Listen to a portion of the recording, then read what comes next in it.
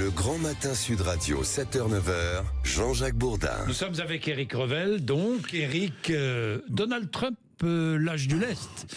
Oui. Il suspend les droits, suspend la mesure sur les droits de douane imposés au Mexique, au Canada et même à la Chine.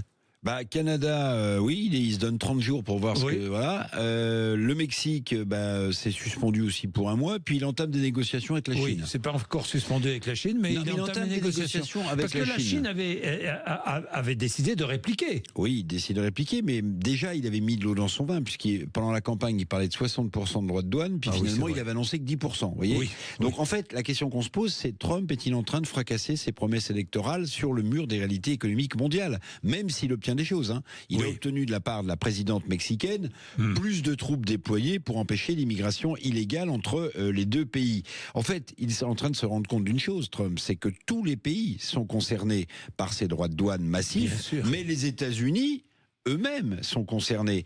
Alors, il y a eu un début de panique hier sur les bourses européennes. C'était très net. Il y a eu un début de panique. Par exemple, le CAC 40, l'indice vedette de la bourse de Paris, a perdu plus de 2% en séance. Bon, il s'est repris, il a perdu qu'1,2%. C'était partout pareil en Europe hier, jusqu'au moment où Trump a annoncé qu'il allait sans doute renégocier. Et on est passé en quelques jours du va-t-en-guerre commercial au négociateur en chef. Et oui, dites-moi, il a commencé dans l'immobilier, Trump. Oui. Et il a bâti sa fortune dans l'immobilier. En fait, c'est un agent immobilier de luxe, si je puis dire. Il a les méthodes que l'on pratique souvent dans l'immobilier. Alors, vous croyez pas si bien dire, parce que je regardais en 1987, vous voyez, ça remonte à près de 40 ans. Il avait publié un livre, Donald Trump, alors, je ne sais pas s'il l'avait écrit lui-même, mais il avait publié un livre au titre évocateur. Ça s'appelait The Art of the Deal, l'art de la négociation.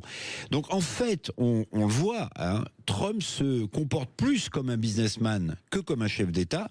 Il est sans doute plus inquiet par l'avenir de Wall Street que par les grands équilibres géopolitiques. Il faudra s'y habituer. Et je regardais hier soir Wall Street justement. Wall Street. Wall Street s'est reprise en fin de séance. Ça avait commencé dans le rouge vif. Ça a fini par un petit 0,28% de baisse.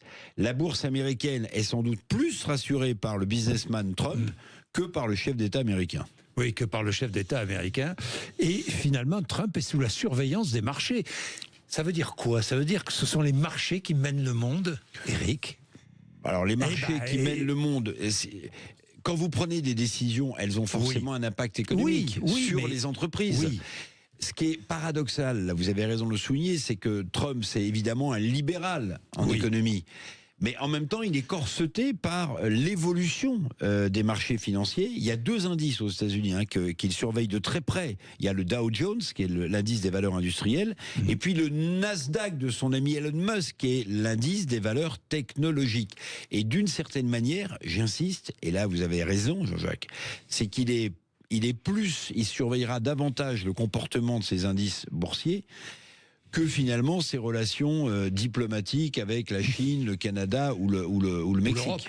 Ou l'Europe. Alors l'Europe pour l'instant, hier, on a entendu Emmanuel Macron, ça faisait longtemps qu'on ne l'avait pas entendu. On l'avait entendu gratter un ticket de la Française des Jeux en France, mais là il a pris position, il est arrivé à Bruxelles pour un sommet, il a dit, si on nous impose des choses, alors l'Europe répliquera, on verra. On verra. Il est 7h29. Merci Éric. Merci.